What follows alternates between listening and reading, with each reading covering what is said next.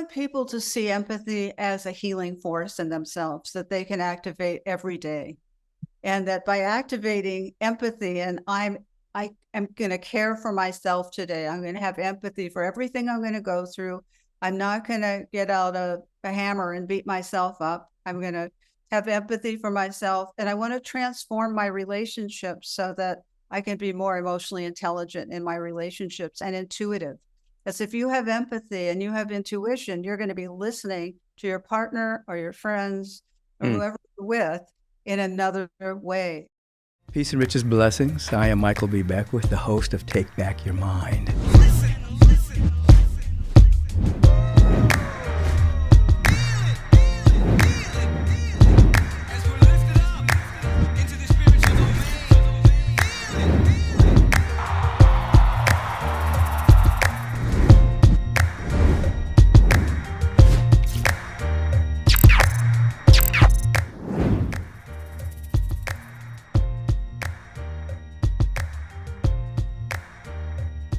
Peace and blessings, everyone. As you know, I am the host of Take Back Your Mind podcast. I'm Michael Beckwith. And each week we have someone that I get to have a conversation with that assists in one taking back their mind and perhaps even opening up their heart. Because oftentimes the mind is hijacked by the virus of fear, worry, doubt, anxiousness, anxiety. And we want our mind not to be programmed by those externals. We want to program our own mind. We want to take back our mind so it can be an avenue of peace, of love and harmony, and wholeness, joy, creativity. So thus the podcast is called Take Back Your Mind.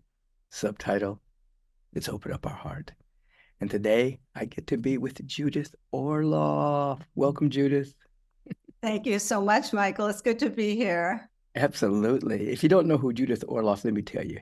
I have known Judith Orloff for a while, and she's been on my radio program when radio was king, and now podcast is king. She's the best-selling author with her newly released book, The Genius of Empathy, Practical Skills to Healing Yourself, Relationship, and the World. It's a powerful foreword by His Holiness the Dalai Lama. I'm going to ask her about that in a moment. She's also written the Empath Survival Guide and Thriving as an Empath, which offers daily self-care tools for sensitive people.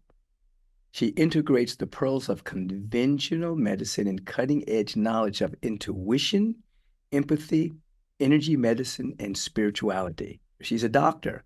She specializes in treating empaths and highly sensitive people in her private practice and online internationally. Her work has been featured on the Today Show, CNN, Oprah. Where have you not been, Judith? TEDx, Asia, Google LA, New York Times, USA Today. Judith is a medical doctor who's an empath herself and has some very intuitive skills. And so listen, this book is called The Genius of Empathy. First of all, the foreword was written by His Holiness the Dalai Lama. I had the pleasure of working with him a few times.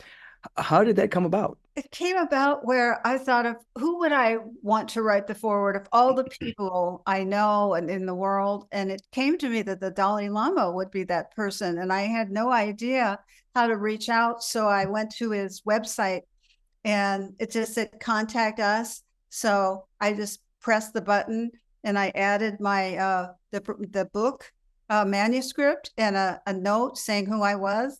And it just went into virtual land. And then within, I don't know, 3 or 4 or 5 months, I get an email back.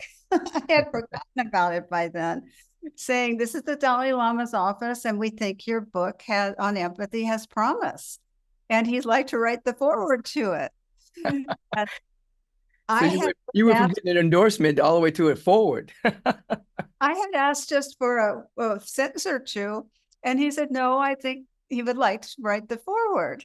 And so a number of months go by again, and the book's about to be printed, and then it shows up right at the last minute, and I'm proud to say it's in this book.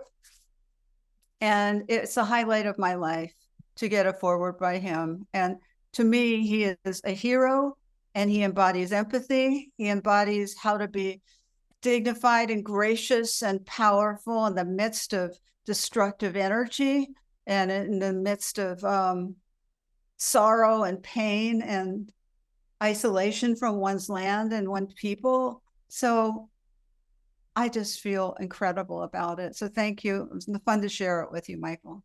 Absolutely, and I agree with you. Even under heavy criticism, he maintains just a deep sense of peace. You know, I've had the chance to work with him, and I've watched him be in tremendous like a childlike happiness. Mm-hmm. I've watched him when he received some very bad news one time of one of his monks who had been tortured by the Chinese government, not the Chinese people, the Chinese government, um, was killed. And I saw him go into this deep state of sadness and then rise up in this big space of compassion and love in front of my eyes. It was very oh, powerful to witness. I've seen him in different circumstances. So you're absolutely correct.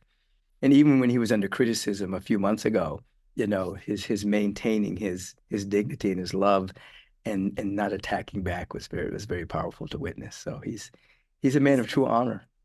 True honor and a living model for empathy.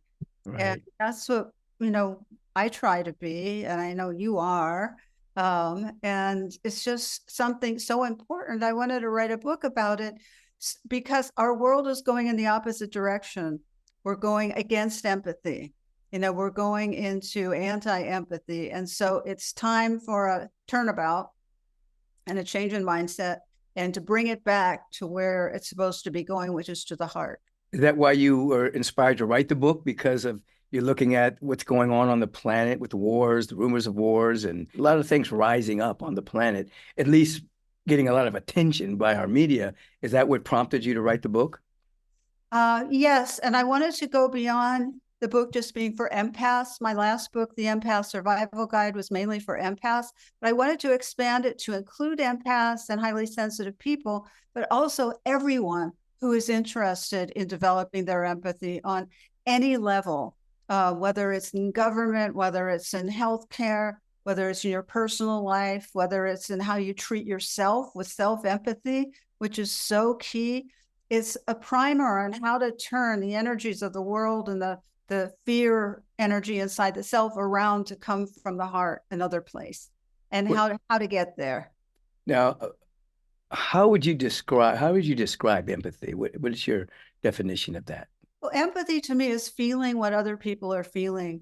Where if somebody's going through a sadness, you actually feel, you resonate, you attune with whatever vibration the sadness or the happiness may be, where you can attune to them like a musical instrument, almost the way we can tune into each other. Whereas compassion is a little bit different in that it doesn't require one to feel as closely, to resonate, you know, with the same harmony.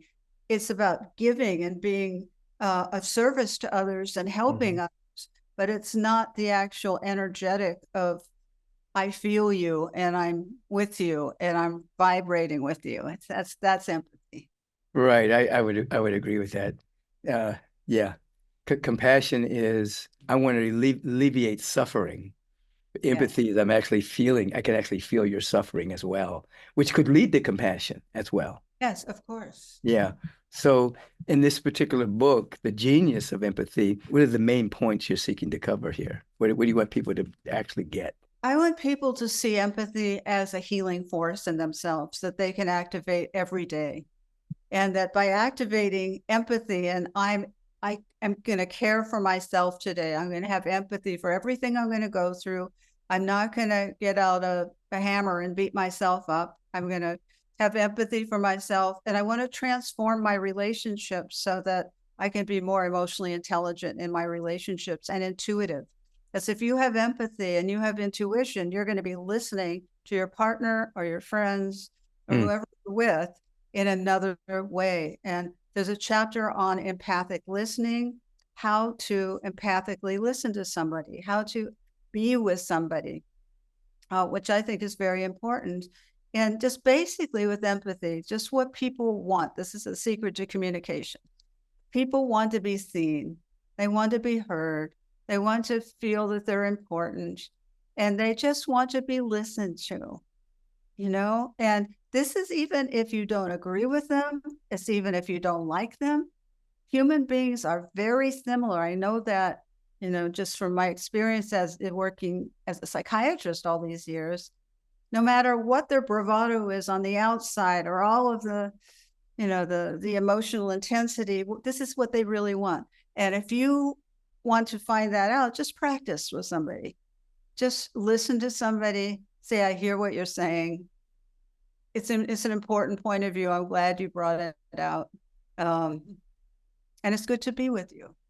The difficulty is that people are oftentimes caught up in their particular point of view, and they want to prove that their point of view is right, that they're like playing jump rope. They're like waiting for the other person to be quiet so they can jump in and say what they think is true without even listening to the other individual. The heart is not even involved.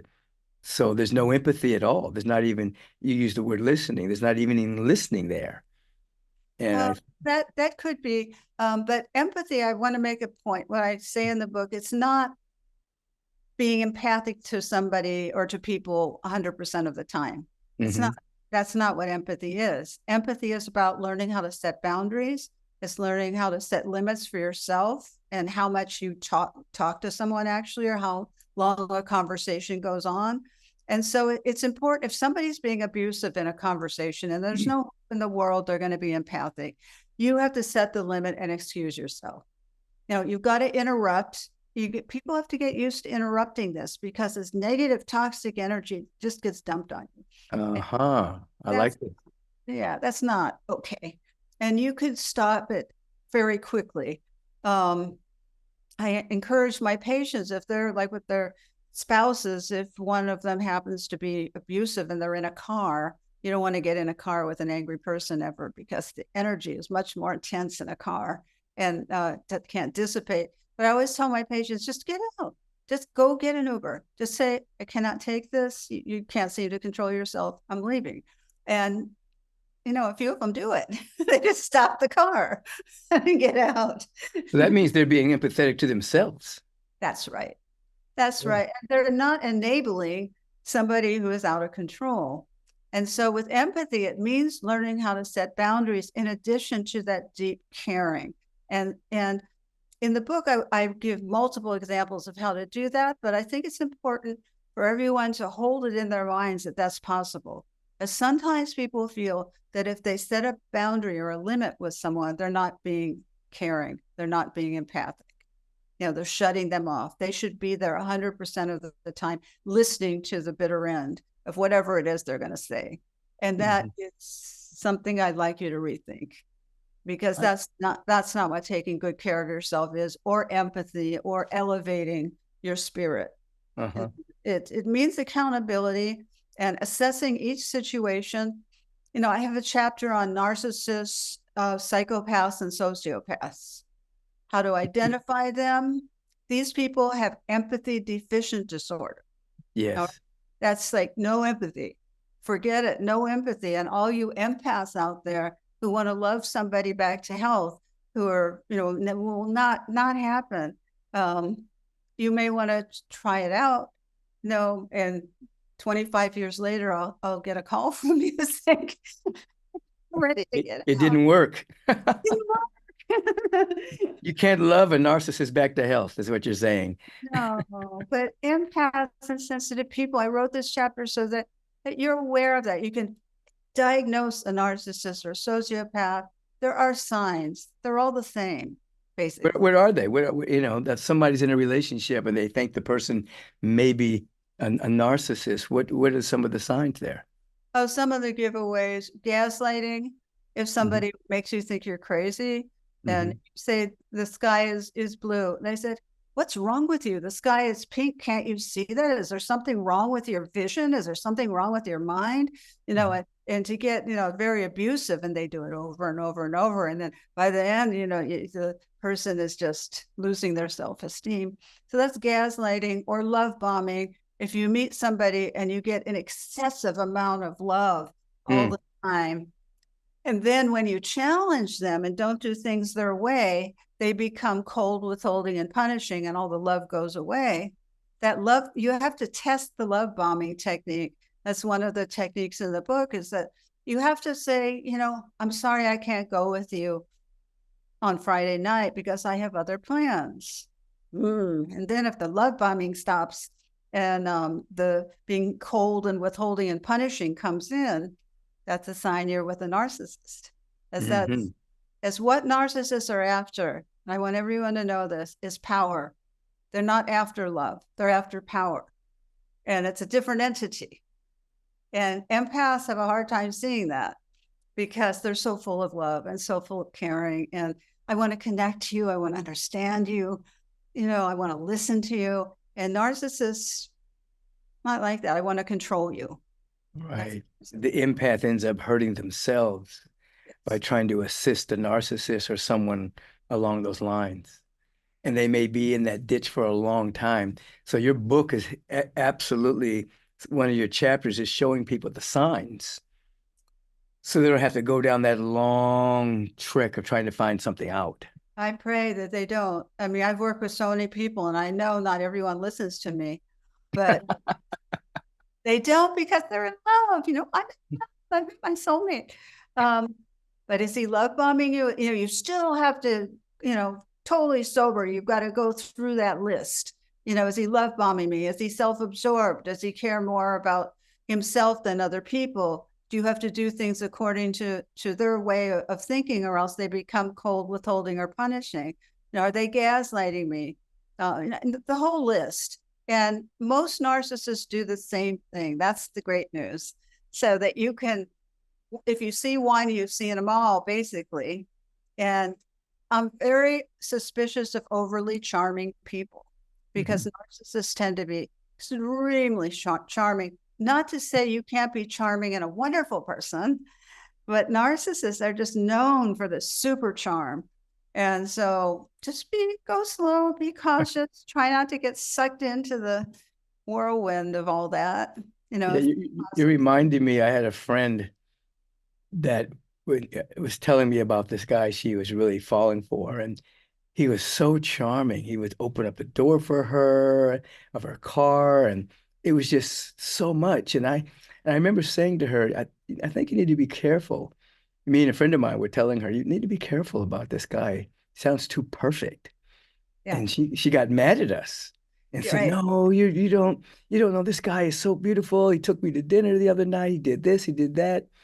And then a few months later, she was calling us because he was like checking her gas to see how far she had driven and why was she 10 minutes late from work and all of these things. And then she became almost a prisoner. And we had to go over there and actually free her from her own apartment from this guy. But I remember exactly what you're saying. He was charming to the excess, and impeccably dressed, and the way he was speaking was so beautiful. But as you said, he wanted to control her. Yes. And it became almost very violent. We had to intervene. So yes. Yeah, you're absolutely correct about that. Yeah. Yes, but and beautiful work. What a great intervention. Yeah, that was. We never said to her, "We told you so." I know, that's all. We didn't say it. We just assisted her and got her free, and we let him know in no uncertain terms that he would not to come back. Did he go? Oh yeah. Eventually, he realized that me and my friend and a couple of other people were not going to allow her to be harmed in any way.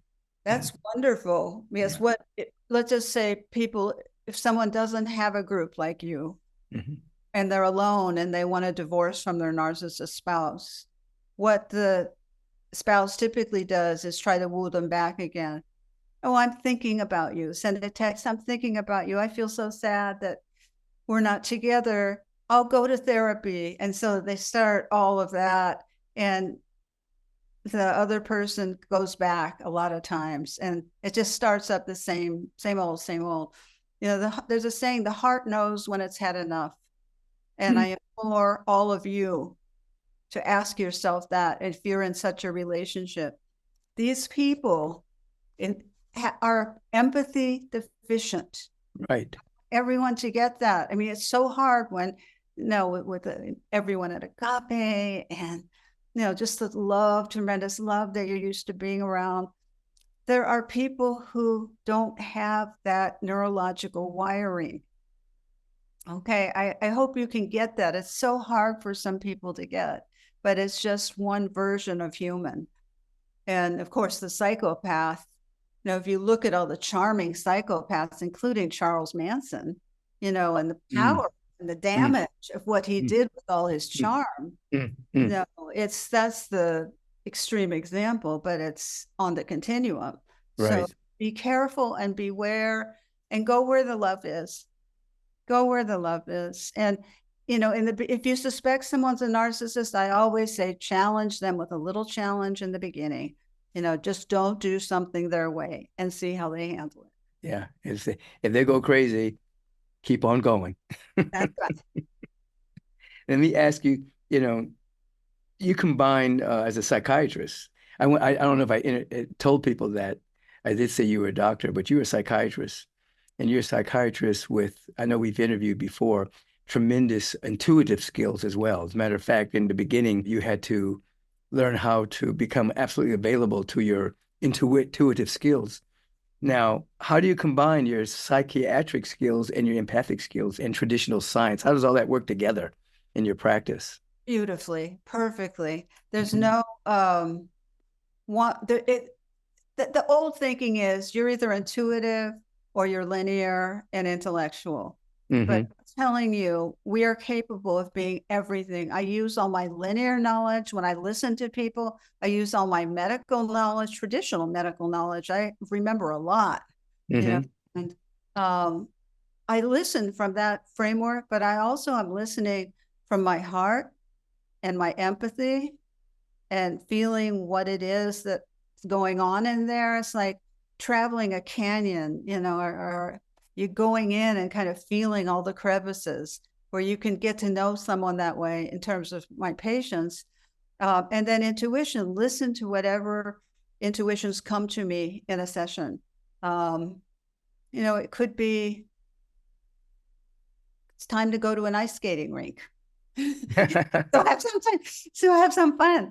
And, just out of the blue things. That's an example. And people, what? That doesn't make any linear sense. No, but it's intuitive. To like ice skating, and it's been a long time since I've done that. And I said, well, maybe go and give it a try again. And then they turn out to really love it. So, that's just one fun example, but intuition is part of how I see with a capital S, into people. And the empathy is how one is healed. Empathy is a healing force. And so when you're sharing your empathy, it's not too intense. It's not, it's very, I hang back. I don't go I don't jump into people's bodies because it's not. No, that's what empaths do a lot. Then they get stuck and over. Well, that's one of the challenges. There are gifts and there are challenges. So break down the gifts and the challenges, because you just described the challenge. An empath would just jump into somebody and feel everything. Yes, and then not be able to get out. And then suddenly they're drained and they feel miserable and they just want to go lie down and never see another person again. And so, again, it's what I brought up earlier. When you develop empathy, and throughout the book, I talk about this over and over again, the importance of setting boundaries with people, of saying, not now, too much, maybe later, I need to go take some rest. But in any case, empaths are sensitive and loving and have open hearts and are creative and musical and artistic and love animals, love nature, often prefer doing things one-on-one rather than in large groups. they like going in the forest as opposed to something like video games wouldn't typically something an empath would like because it's too noisy and chaotic. And some of the downside of being an empath is that you could go on sensory overload and too much come at you too fast. And you could just feel exhausted from the world and all the energies swirling around in the world, which are many. And empaths don't usually know how to set boundaries or say no. So they could be an emotional sponge driving down the street. And here you have, an unhoused encampment. And they're feeling the suffering of everyone in the encampment rather than driving or listening to music. They're deep into the suffering already. So you can imagine by the time they get to Beverly Hills from, Culver City, they're exhausted because everyone, their heart goes out to everyone. That's not going to work. No, that is not a healthy coping mechanism. And you have to learn how to set boundaries and learn how to send something to people. If you want to help them, you could send people who are suffering an empathic lip of love that comes from your chest.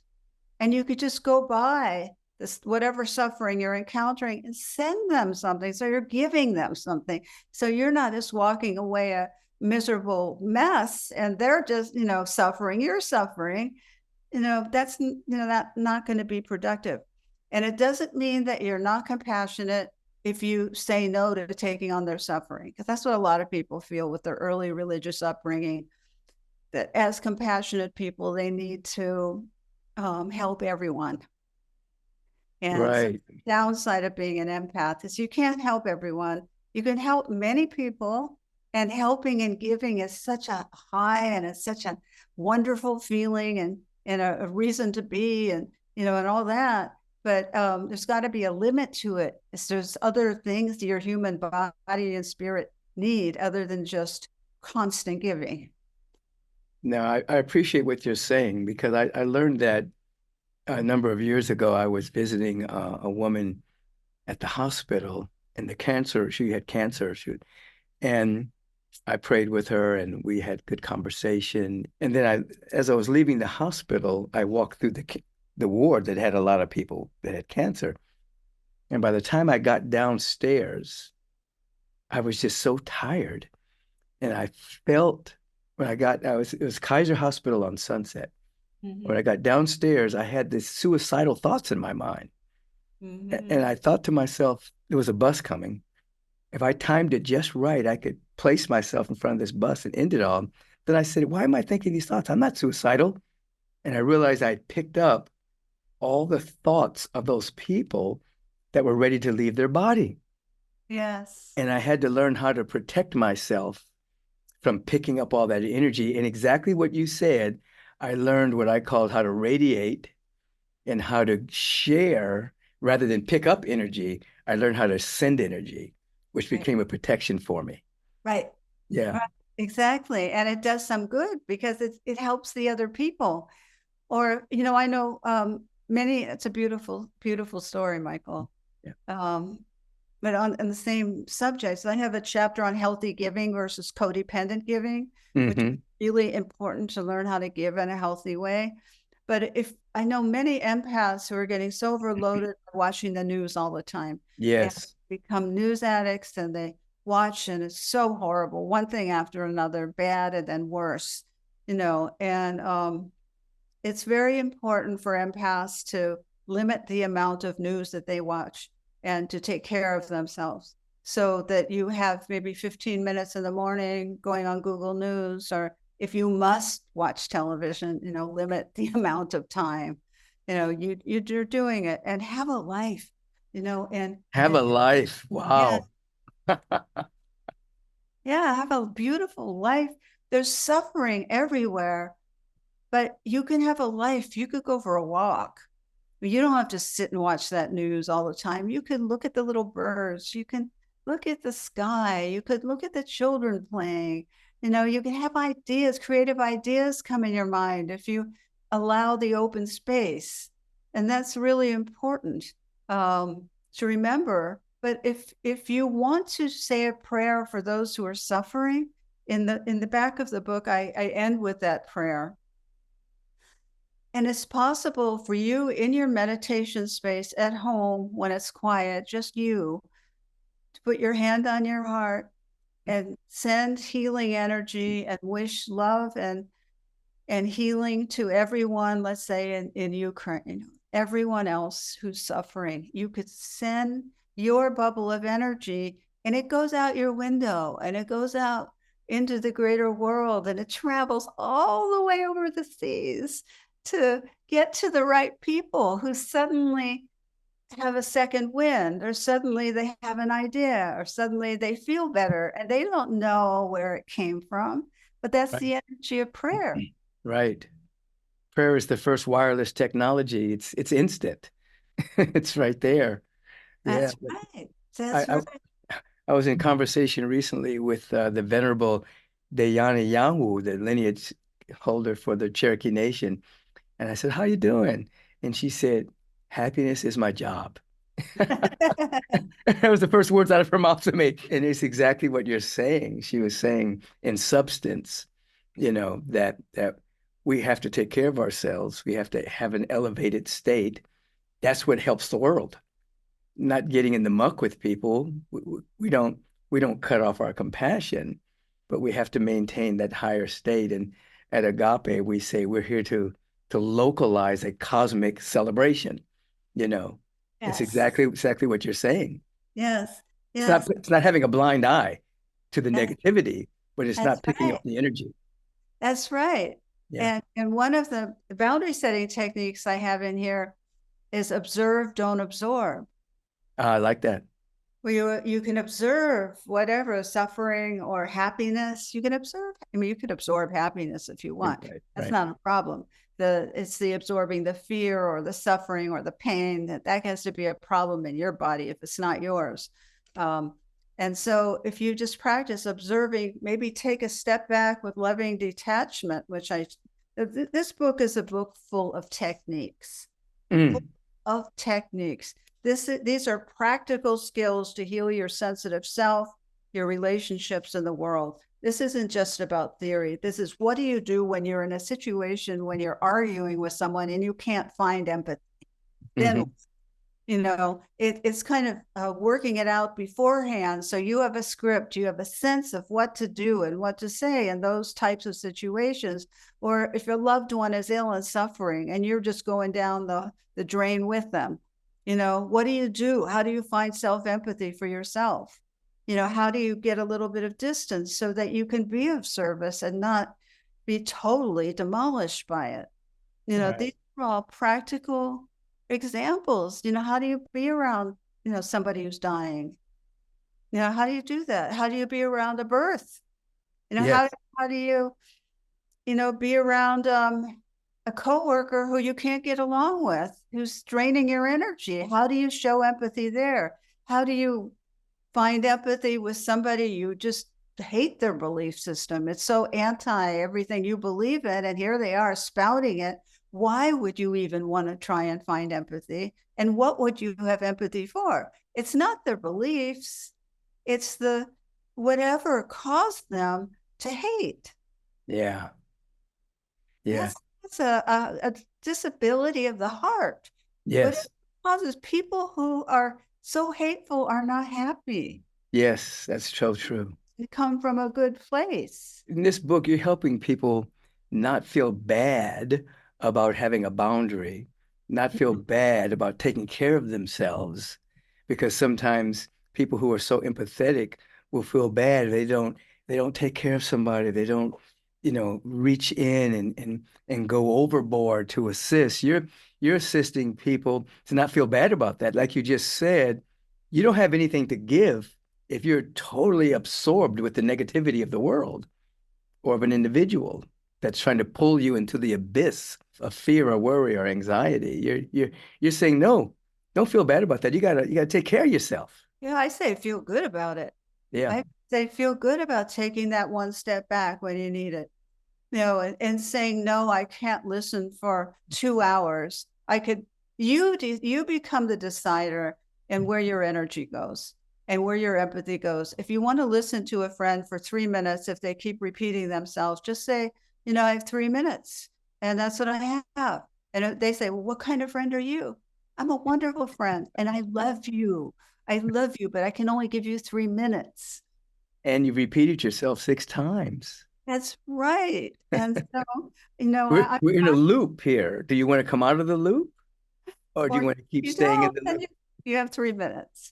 I remember your mother, when I would do book signings at Agape, she would stand behind me and people would come by and they would all start to kneel, because I know that is a sign that they want to tell a big story.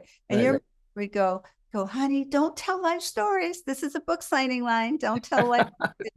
And she said it in such a way that was so beautiful and convincing, Oh, yeah. She knew how to set boundaries in a very loving way. She was loving, but she was no nonsense. Exactly. I just loved her. Oh, yeah. She's still around. Yeah. In a very big way. Alice, the Alice's Quiet Mind bookstore. She's still around in a very big way. Yeah. So you also say in your book that empathy is a superpower. You describe it as a superpower. Break that down for us a little bit.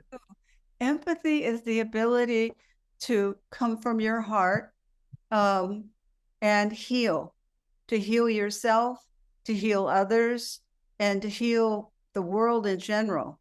And it's a superpower because it can do all those things. It has that capacity. When I talk about empathy as an energy, it resides in the heart. And when you feel empathy, when I feel empathy with you, or I feel empathy with somebody, who is going through a hard time, what happens energetically is that my heart opens up and the heart energy begins to flow. And so that's the healing energy. And so the healing begins to flow and it goes from me to you or to this other person. And biologically, there's an incredible phenomenon called the Mother Teresa effect when it comes to empathy.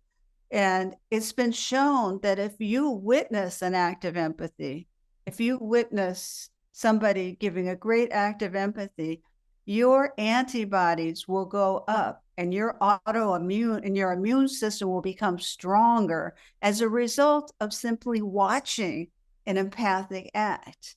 And that is the healing power of empathy, because it's so healing to watch it that we become healed, the person becomes healed.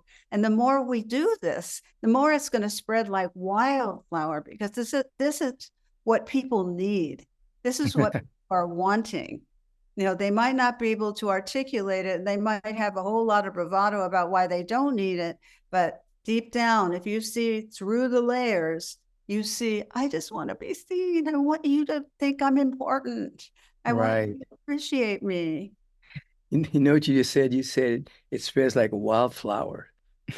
I know. I said that. I love that. No, people used to say wildfire. I know. I came out wildflower. That's beautiful. Wildflowers, because they just grow wild and they're beautiful all over the place. That's a beautiful reframe. It spreads like wildflower. I love it.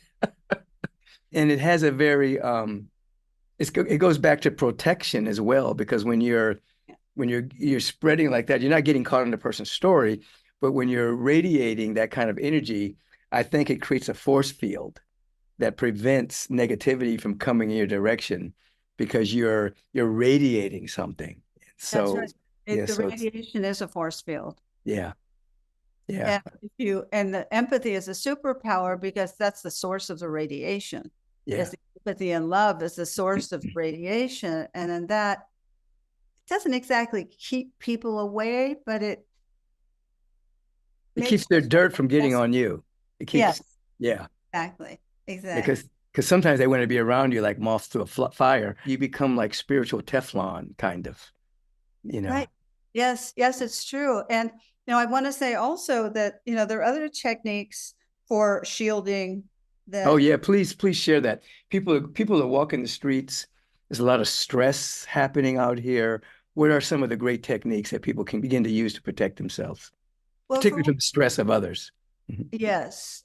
For one thing, don't look deeply into other people's eyes, because the eyes give off lots of energy, and you want to avert your eyes. You don't want to look into someone's eyes if you don't want to know about them, Mm, because just like if we were to do an eye gaze for mhm, just a mhm, very short period of time, we would have a lot of sharing. mhm. Oh, and you're averting your eyes now, not to do the eye gaze. So that's good. We can do that. We have a choice of doing that. So you're walking down the street, you're in the market, just don't look too deeply into someone. And if you're walking by them and they're not, and it doesn't feel so good, if you energetically feel something you don't like, don't get too interested in it. Just keep walking, just don't get, That just, is so beautiful. I know people ask me sometimes about picking up vibrations from other people and things like that. And I say that where I say I'm not interested. yeah. I say I'm really not interested in their vibration, their frequency. I'm not interested, so therefore I'm not going to pick it up. But I am interested in imputing. Yes. I want to like radiate when I go, I want to radiate a level of love and of peace, but I'm not interested in picking things up from people. And the only time I drop and become interested is if I'm in a counseling session and they're having trouble emotionally describing something, then I'll do something and kind of feel them. Other than that, I'm not interested. I'm just interested in loving. You're breaking this down very, very powerfully. Yeah, And I want everyone to know that's not being unkind. right. No, it's not. And this is the kind of the secret of empathy, is that you have to really have your boundaries set. You have to think about a lot of these things beforehand, before you go out in the world. The world is the test ground. The world is the place to protect yourself if need be, or to be open and just connecting. Sometimes you just want to go out, go walk for nature and just totally open. Hmm. No protection necessary. But if you go in the market, or if you go someplace that doesn't feel exactly comfortable, you can shield. And one external shield, is putting a shield of white light all around your body, around your feet, around your legs, around your arms, around your head, and just having white light protect you. And Hmm. I don't know if people believe in angels, but Hmm. to enlist the help of these beings that need an invitation to come in. There are many people who work with angels. They say the angels need an invitation, that they Yes. want that. And so remember, if you want them, you got to invite them. That is true. That is true. They can't intervene unless you ask for help. Right. I discovered that a few years ago when I was caught in a riptide out in Costa Rica, and I popped up, and what came out of my mouth, it wasn't conscious. I said, I need some help here, like that, and then these three waves came, and it gave me a little momentum to get in. And I talked to a friend who's like you. This lady was a medium, and I described what had happened, and she said, "Can I look?" And I said, "Sure." So she went in and closed her eyes. She says, "Oh, you asked for help." I said, "I did." She says, "An archangel was passing by and gave you three waves that Oh, allowed you to they gave you momentum to get into from drowning." I said, "Yeah, they can't yeah. intervene unless you ask for help." Yeah. Yes, yes. And it can save you in so many ways, and it can help you in your protection as well if you need it. So there's a spiritual reality, there's a material reality, and you can get help from both. Right, right. The genius of empathy. How many chapters do you have in this book? I have And 10 chapters plus the Dalai Lama's foreword. right. That you were shocked and surprised to get. Yes, and delighted. And I think about it every day. I had a funny reaction to it at first. I thought, oh my God, now I'm really going to have to live up to high standards. Oh no. But you've had, we've talked before, and you have like you have the book on the survival, how empaths can survive. You Empaths have a survive. survival guide, and and in one of your books, don't you actually have a little autobiographical aspect of, My very first book, Second Sight, is about how I mixed medicines to go from a sensitive young girl with no support to getting to a point of going to medical school and integrating medicine with intuition. Right. Because your family came from you come from a family of doctors, right? Right. And they thought perhaps your intuition was a little off, was not really linear enough. And uh, and you combine both your intuition I do. and the medical model to become this beautiful, intuitive psychiatrist. Yes, yes. And I Yeah. want to tell everyone this is nothing new. I've been doing this for 30 years. Right. I've had a lot of years to practice and Right. integrate and integrate. I was talking to Matthew Fox the other day, Ah, beautiful. Yeah, I talked to him a couple of months ago. Yeah. and he says, I'm just struck with how comfortable you are with the integration. And Mhm. I said, I am. I've been doing it for, a really long time, and I'm comfortable with it. I'm comfortable in integrating all forms of wisdom that I can be in contact with, because that's my interest in order to be of service and to develop myself as an empathic and intuitive woman. Now, you still see patients? I see patients 1 day a week, Mhm. and I give workshops. And the book, I'm actually doing book events, and I may have mentioned them. Absolutely. Please let people know what you're doing, how they can be in contact with you, how you're serving. Yeah, all of that. Okay, okay. Well, you can reach me at my website, drjudithorloff.com. And for those of you in and around LA, I'm doing the book launch at Mystic Journey Bookstore on Main Street, 1 p.m., April 13th, Saturday. And it's outdoors in the outdoor garden with lots of fresh air going, so we, Fantastic. That's April 13th, and then May 8th at Vroman's in Pasadena at 7 p.m., Vroman's Bookstore. And I am just thrilled to have empathy conversations with people. And you don't have to agree with me at all. You could, just let's have the dialogue. Let's talk about it. And then you can feel the superpower and the healing power of empathy. And then people will really begin to get the uplift and want to practice it. hmm I think it's just so important because, as you were saying earlier, there are people that are so addicted to the news. I call it the olds because it's just a constant repetition of the lowest common denominator of the human experience, whether it's Israel, Palestine, Ukraine, Russia, the Congo, homelessness, the devastation of our rainforest. There's so much happening on the planet that a sensitive person, sometimes they're walking and what they're feeling is not even their own. It's not even their own thoughts, not even their own emotions. They're picking up what's happening in the world and people's opinions about what's happening in the world, and they can get lost in that.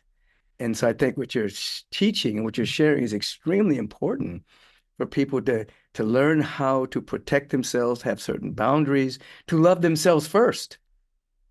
And then with that superpower of empathy, then they can be of service if they're insulated from all of the stuff that's going on in the world that's can be debilitating, to say the least of it, you see. So so when you find yourself, because you're very sensitive, you're still Judith Orloff. Very sensitive. What is your go-to strategy to take back your mind and to keep your heart open? I was an only child. hmm And so my coping mechanism was always to close the door and be by myself, hmm because I replenish by myself when I don't have outside energies like coming at me in any shape or form. If I'm just with me, and I could sit at my meditation altar, or I could look outside at the nature that I love so much, and I could look at the animals outside, and mm I could meditate. I could come back to myself. I do it all the time. I mean, I hmm meditate every night at the end of the night, end of the day. I'm at my altar lighting my candles, coming back to me again. Sometimes I'm already there, and hmm sometimes I'm like way far away from me. And hmm I need to have that time without the input. For me as an empath, it's without external input, where I could just be with my own energy and come together again. Yeah, I love that. I love being alone as well. I have the ability to be with people and I love people, but my go-to is I love being alone. I don't need anybody around me to be happy. I can be by myself. I can meditate.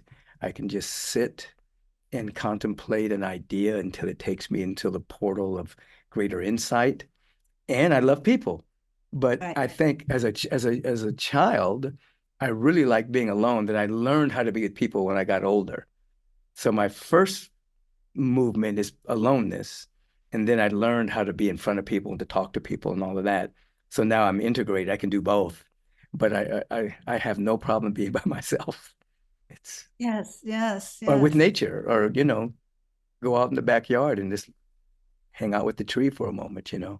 Just the companion tree, just put the hand on the tree, Yeah. take a breath. There Yeah. are friends around, and then you will know once you befriend nature. Yeah. Uh, and I'm also encouraging people to play a little bit more and to get in touch with what was whimsical about life and what you could tune into with your empathy. Have empathy for the tree. Feel what the tree is doing. The tree is a powerful being, and really feel the aliveness of all forms of nature, not just a human being. There's so much more here than the human being. You know, Animals too. Yeah. animals, little worms, little, sea creatures. I live, close to the ocean. So I, walk and I look at the shells that have been, come up with the waves, and, just begin to gather yourself together with the forces of nature. And also what I'm really big on for myself is going into a bath. I've Oh, I love it. my bath. I love taking a bath too. Yeah, absolutely. A number of years ago, I coined a phrase. I think I put it in my book, Spiritual Liberation, evolving, evolving while playing. And to have that spirit of play that Yes. I think we sometimes lose, and sometimes people on the path can sometimes be a bit serious in their endeavor to evolve, that they forget the spirit of play to be as a child, which you're talking about the Dalai Lama. That's one of the things I noticed about him when I was with him, that he would come into a room and start playing with instruments and being like a child before he got into some serious dialogue about the state of the affairs of the world. I just noticed that wonderful, sweet balance of being as a child playing, but at the same time, we're dealing with life and death issues. So I Yeah. coined a phrase called plevolving, evolving, evolving while playing. And I'm saying that because I have to remind myself about that to play more. Yeah. Yes, yes, we're living in intense, scary times, no doubt about it. Yeah. But we also have this other ability to connect with what is beautiful around us and never forget, and always go towards the love, and empathize with the leaf, or empathize with the little bunny, empathize with the dog, empathize. I mean, just by empathize, I mean, feel what they're feeling and see if they're attracted to you, which they will be. Um, Hmm. and it's just, don't forget that part, or the part of the Dalai Lama, which is so gorgeous, the giggling, innocence, fun, energy. And he's a refugee. And he's a refugee. Yes, He, and he's he a had to refugee. leave. He had to leave his home to survive. Yeah. That's the whole thing. And he, in the forward, he talks about, the importance of empathy. And there's so many people on the earth, and this is what we need right now. We need empathy now. And it might seem impossible, and it might seem that there are a million good reasons not to have it. But, I don't go for any of those. I Yeah. believe it's the single most important quality that we must tap into to turn the world around. And it's contagious. If you're empathic with somebody, they're going to be empathic with somebody else. And it's got to start with someone. And if you're waiting for the other person, forget it. You have Right. to start with you, Right. being, and just also there's a chapter on letting go of resentments, which I think is Mm. a huge, huge thing, because there are a million good reasons to hold on to resentments. Um, But if you hold on to them, what they're going to do is accumulate energetically in your body, and your aging is going to be very rough. You're going to be carrying around all this bitterness, and you want to have a lightness of being. Yes. And so even if you have empathy for somebody's crippled heart, not because they hurt you, or not because they annihilated a million people, you don't have to, or if they hurt one person, you're not having empathy for that act, at least from my point of view. You're having empathy for the crippling and the sad, the horror that caused them to do those things. And the reason you want to do that is that they start drifting away from your energy field, and they're no longer circling you anymore. When you could find that secret element of empathy that in a way it's a mystery, but it cuts the bond between you and that person you don't want to have anything to do with, and let them float to the ethers away from you. Right. And you can do that. Right. Because there's no sympathetic vibration. They're not in your field because you're at a different tonal quality. Yeah, Exactly. you're They'll another way. hold on to you. If you resent them and you're mad at them, then they got you. Yeah. They're never going anywhere. Yeah, you're in prison. You're in relationship. Right. Mhm. Yeah, you're basically saying in substance, like we like to say here, the highest vibration always wins. Mm-hmm. It's more powerful. The high frequencies, way more powerful than the lower frequencies of hate and bitterness and resentment and animosity. Yeah, Mm-hmm. powerful. Judith, this has been a great conversation. It's good to be with you again. It's been, Michael. I've really enjoyed it. Yeah. Any last minute words that you feel like, I wish I would have said that? I just feel oddly optimistic. Me too. I'm glad you said that. I feel people coming together around this. I think people will be surprised. It's not all going down. There's a lot that's going up now. It might not be publicized what's going up, but it's going up in the world. The people, certain younger people also have got it right in terms of goodness, valuing goodness. And I think we're going to see some surprises here in who becomes seen and what their values are. Yeah. And you feel that way too? Oh, yeah, absolutely. Yeah. An optimist is not a person that doesn't see challenges. An optimist is a person who knows there's a solution to it all, and that it is rising now. It is rising. But also in the power of good. Yeah. Again, Matthew Fox said to me, he goes that bad men are more afraid of good people than bad people. Right. That's true. It's too much light. Yeah. Before we go, you also have like an empath online course for people. I do. I have an empath online course, 9 modules, and it takes you through all different aspects of being an empath in love, empath in health, empath in emotions. What is an empath? How to bring your empath nature to be of service in the world.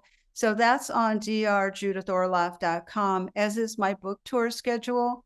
And I have some online events that you could meet me at, or some in-person events.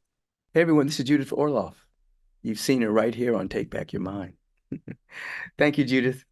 Oh, you're welcome. This was so much fun. Absolutely. Beautiful, beautiful.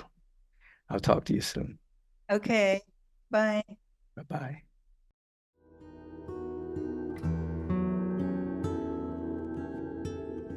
Radical blessings to all of you. It's our brief moment of meditation. It's important that we take brief moments throughout the course of the day. We had a wonderful conversation with Judith Orloff, so the meditation will be inspired by that conversation. And one of the things that we talked about was the power of radiation, radiance as a form of protection, something that I use.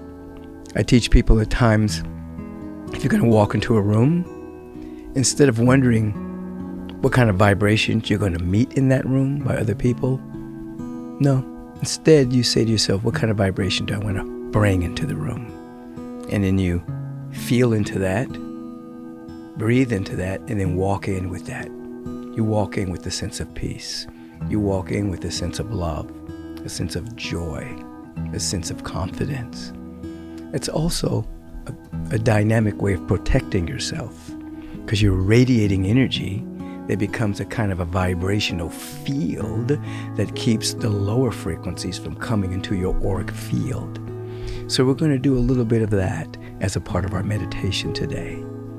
So allow yourself to sit comfortably, feet on the ground, hands facing downward as a sign of bringing heaven to earth.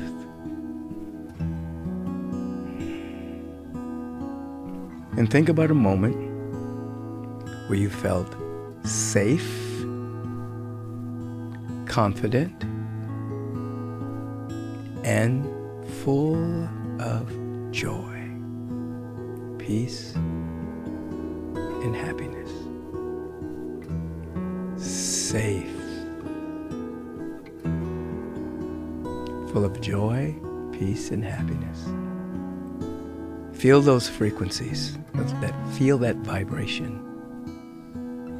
Now take an in-breath. Sustain it at the apex, which means just hold the breath there, don't let it out. And when I invite you to breathe out, you're going to amplify the feeling of safety and joy and happiness and peace. Breathe out.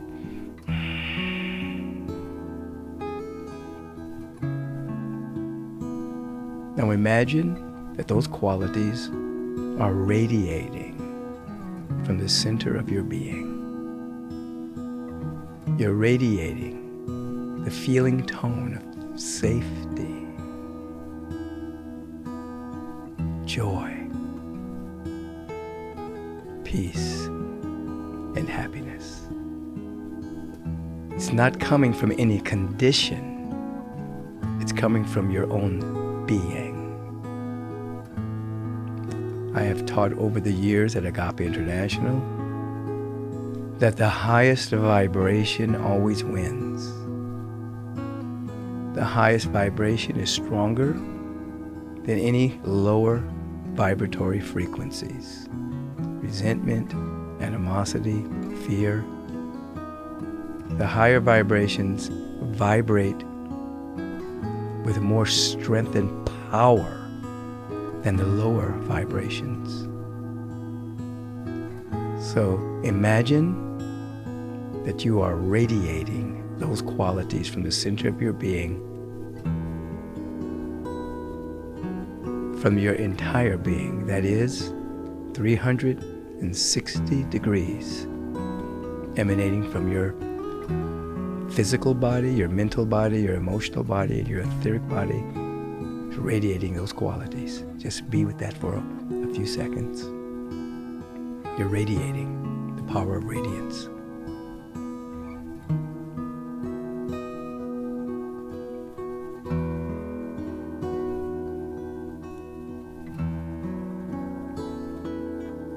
See it as waves of light, safety, the feeling tone, joy, happiness, peace. Those feeling tones are radiating and creating a field around you that nothing can touch you unless it vibrates at that same oscillation. Only that which is like peace and safety and love and happiness and peace can touch you. Everything else is repelled. Be with this for a few more seconds. Put a smile on your face because you feel absolutely embraced by these sacred qualities emanating from the depth of your being.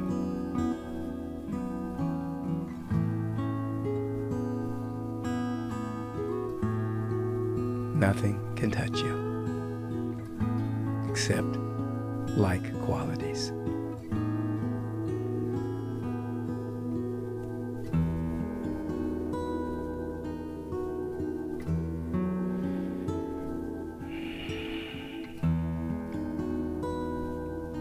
If you want to emanate a color, it can be the white light coloring this feeling tone, the dynamic purple, a loving green, or a clear feeling tone. You're radiating. You're safe.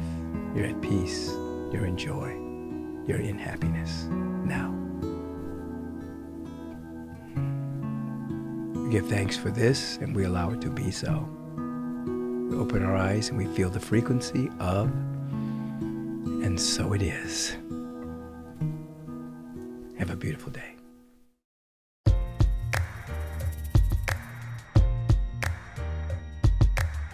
I appreciate your letters and emails that you've been sending in, but also the notes you're sending on the Instagram and on the website, thanking me for Take Back Your Mind.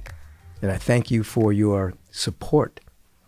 As I've said before, if you want to support Take Back Your Mind, support the sponsors. The main sponsor is the Agape International Spiritual Center, agapelive.com. We have a Facebook presentation, an Instagram presentation, a YouTube presentation, and a website presentation. You can donate to the sponsor at agapelive.com. It's one way that you can donate. It supports the podcast. Second sponsor is Nutrarise.com. You go to Nutrarise.com, those 3 lines up at the top, you touch that line, and you'll get Adaptozen. Adaptozen are my products. The Super Green Superfood Greens and the vitamin D3 K2. Both extremely good for your health, your nutrition. You support the sponsors, you're supporting the podcast. Have a beautiful, and as I like to say, a bright day, luminous day, because you are a luminous being. Peace and blessings. Your time is very valuable, so I want to thank you for lending us your ear and participating in Taking Back Your Mind. If you want to submit a question for the question of the week, please submit it to podcast@michaelbeckwith.com. If you've enjoyed what you've heard today, please submit a review and let us know your thoughts. Stay on top of current episodes by subscribing to the podcast so that you'll receive alerts and not miss one single episode. And feel free to share this podcast with all of your friends and family. And until we meet again, take back your mind, and you will take back your life. Peace and blessings.